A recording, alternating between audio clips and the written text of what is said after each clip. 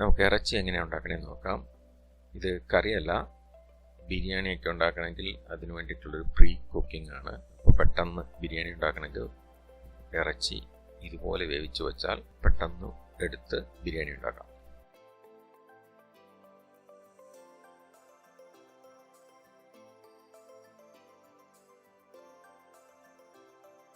അപ്പോൾ നമ്മൾ ആദ്യമേ ഏതിറച്ചിയാണ് ഉപയോഗിക്കുന്നത് അതെടുത്ത് ചെറിയ കഷ്ണങ്ങളാക്കുക. ഇവിടെ ഞാൻ എടുക്കുന്നത് ലാമ്പിൻ്റെ ലെഗാണ്. ഇപ്പോൾ ബോൺലെസ് ആണ്, എല്ലുള്ളതാണെങ്കിലും കുഴപ്പമില്ല.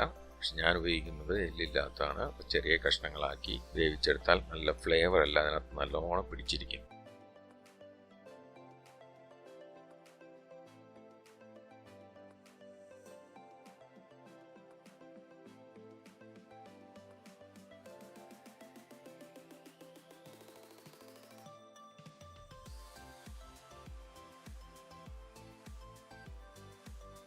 അപ്പോൾ ഈ ലാമ്പിനിലേക്ക് ഫാറ്റെല്ലാം കളഞ്ഞ് ചെറുതായിട്ട് അരിഞ്ഞ് കഴുകി പ്രഷർ കുക്കറിലിട്ട്, ഞാൻ പ്രഷർ കുക്കർ ഉപയോഗിക്കാൻ താല്പര്യം ഇല്ലാത്ത ഒരാളാണ്, പക്ഷേ സമയലാഭത്തിന് വേണ്ടിയിട്ട് ഇതിൽ ഉപയോഗിക്കുന്നു. നിങ്ങൾക്ക് പ്രഷർ കുക്കർ ഇല്ലാതെ ഓപ്പൺ ഫ്ലെയിമിൽ ചെയ്യാമെങ്കിൽ ടേസ്റ്റ് കുറച്ചുകൂടെ കൂടും, പക്ഷേ ടൈം കുറച്ചെടുക്കും.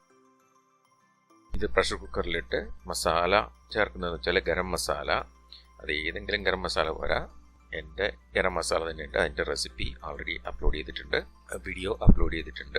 പിന്നെ കുരുമുളക് പൊടി, ഉപ്പ്, മഞ്ഞൾപ്പൊടി ഇത്ര ഇട്ടിട്ട് ഇറച്ചി വേകുന്നവരെ കുക്ക് ചെയ്യാം. പ്രഷർ കുക്കറിൽ ഈ എല്ലില്ലാത്ത ഇറച്ചി ഏകദേശം ഒരു 6 മിനിറ്റ് കൊണ്ട് നല്ലോണം വേവും. പിന്നെ പ്രഷർ കുക്കറിൻ്റെ ടൈപ്പ് അനുസരിച്ചിരിക്കും.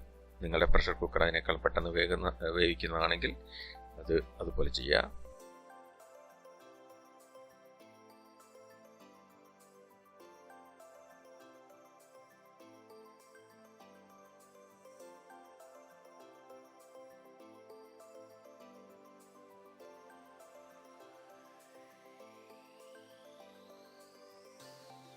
ഇത് വെന്ത് കഴിഞ്ഞിട്ട് നമ്മൾ ബിരിയാണിക്കാണ് ഇത് ഉപയോഗിക്കണമെങ്കിൽ അതിൻ്റെ വെള്ളം ഡ്രെയിൻ ചെയ്ത് കളയണം. നമ്മൾ വെള്ളം ഉപയോഗിക്കുന്നില്ല.